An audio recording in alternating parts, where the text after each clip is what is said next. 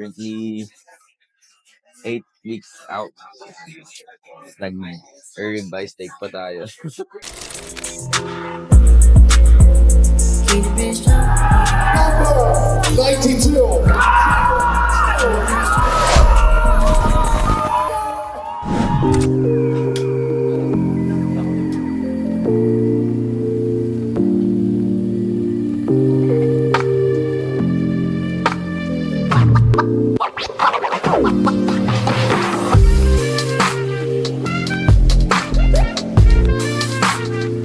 Back with another YouTube vlog. Currently episode 4 of this 2024 prep series, and we are at 8 weeks out. So yun, 8 weeks out na lang to make some changes and dig deeper para showcase natin yung best version natin. Yeah. Kakatapos ko ng fasted cardio, and for today's video, tayo? Refeed, di ba? Yeah, sinata ko ni Coach. Ito yung kakainin ko. Yan.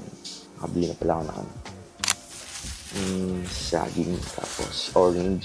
Share ko lang. Ibang-iba ngayon yung protocol ni Coach. Dati kasi yung refeed ko nangyari. Sa 4 weeks out na. So parang tinuyo na talaga ako. Ngayon medyo di pa tayo masyadong sagad. Pero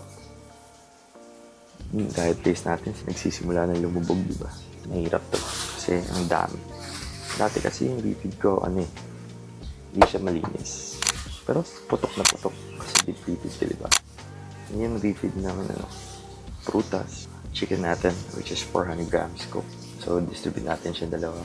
Bale, yung nakaka-excite, yung beef part, kukunin natin siya sa labas. Dadala lang tayo ng timbangan, syempre, di ba? Dapat on point pa rin. Pero nag-ano naman ako kay Coach. Sabi niya, okay lang daw na mag-steak gano'n, malinis pa rin. Bukas daw, refeed pa ulit. Ewan ko. Pero hindi na siya parang sobrang daming carbs. Na lang kakamote na bukas. Pero may i-add daw si Coach.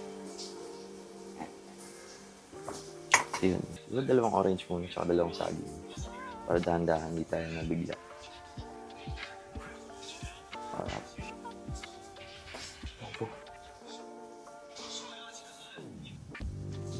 Saging naman.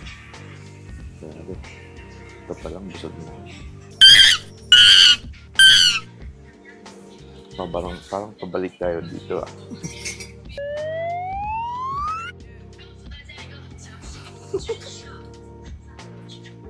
With 7 to go. Ito ang pala natin.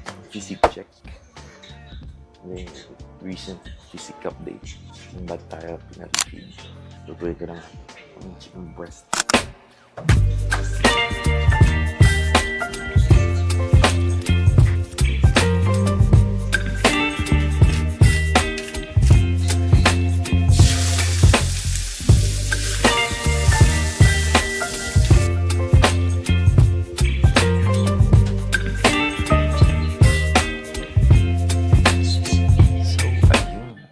First proper meal natin, 200 grams ng chicken.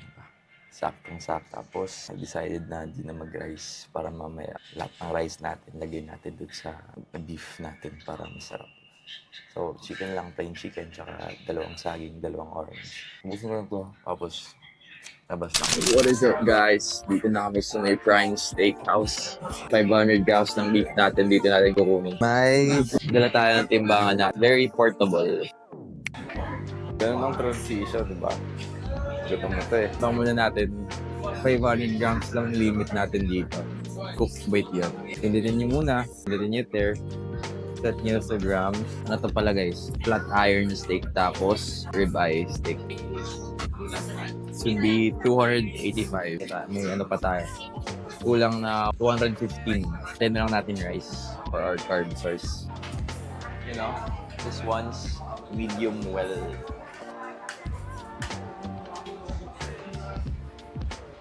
No. Tapos na ako, sila hindi pa. Hihina nyo naman. Diba? Refeed na refeed Putok ugat. Currently 8 weeks out. Nag-rib steak pa tayo. Sabi mo to Dito na, second round, weigh ulit natin.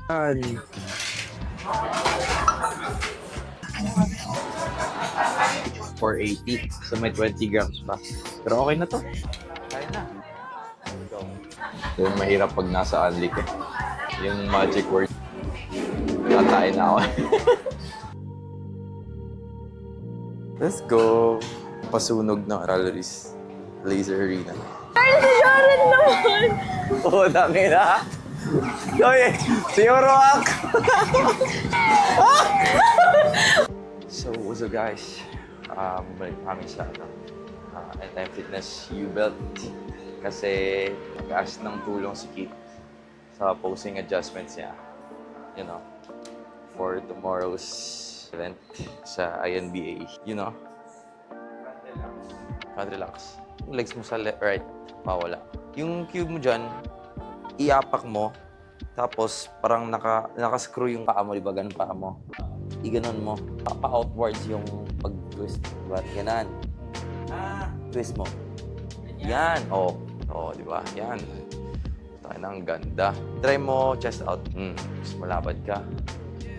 Tapos, yung sa may puwet mo, ganon mo. Yan. Yan.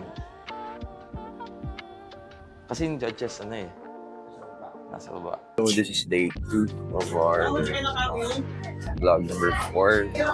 Ganun pala na kanina, casted state natin. Medyo puno. Dahil sa refeed niya. Nanonood tayo ng INBA. Then yung mga malulupit na natin idol, Coach Kit, sina Stanley, sina Grande, Kape. Okay, naglaban ito. Pero feeling ko di pwede yung camera. So, sa baka cellphone. Kainin ko lang to. Kape, kamote. Let's go. I wake up to a little bit of drool on my pillow, feel like it's gonna be a bad day. Yeah, I'm tired of shit, and the coffee ain't hit yet, damn, ain't that great. I don't wanna go to work, cause my boss is a jerk, and I'm not even that paid. I need a change in my life, cause I don't feel alive, and there's nothing that makes me happy. Hold my beer for a minute, I'm about to quit my job, cash in for a ticket. I'm going on a trip and I don't plan to visit. I'm gonna stay there till I feel like I'm winning, and this is just the beginning. I need a big change, help me feel like living. I need a big swing, home runs I'm hitting, and I'll never look back, moving on till I get it all. And we all got dreams, we all want things, but what you gonna do for it? How you gonna move for it? What you gonna be? And do you believe you can do anything? But what you gonna do for it? How you gonna move for it? What you gonna be?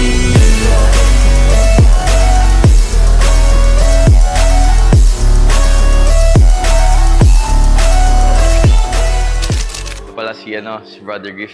Let's go. Gaano kami yan, posing session. So, kakatapos lang ng INBA. Solid, di ba? Daming mga ganda. Nakakagigil. Kung dagdag-gigil, syempre. Kaya, dyan, advice ko sa mga gustong lumaro, manood muna kayo ng shows during prep para at least ganahan kayo, di ba? Ayan, dito na kami sa AF Masangkay. Practice lang kami yan, posing. Check natin condition niya, bro. Let's go.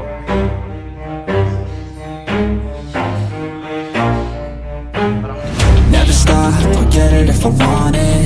Gotta make to myself a promise. I won't quit, keep going till I got it. I won't give up till I'm on top. Yo, no, I ain't the type to give up. If I do something, man, I do it till I get what I want. I turn a business out of nothing into something I love. I got a poker face, but honestly, I'm not one to bluff. I flip a switch, never miss, man, I always stay up. Don't let them see you, bitch, always have a plan to stay tough. This life ahead of you ain't easy, it was built to be rough. But that's what makes a personality, is tragedy, bruh.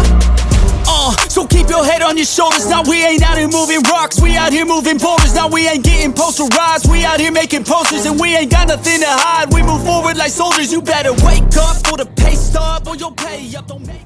So yun, konting lang, minor fixes, tapos kakasimula pa lang din namin. So, pinakita lang sa yung basic men's physique poses, yung transitions, kung anong gagawin, tsaka yung mandatories, yung front tsaka back, tsaka yung transition na malabrindia, di ba? So, what is up, guys? Nandito kami ngayon sa Anytime Fitness Valenzuela. Valenzuela ba ito? Nakain ko na lahat ng 10 saging. Tignan natin yung pump. Buot mo na kami chest back. Sama ko si Jassy. Papalakihin ko to. Wala. Amoy naka-prep.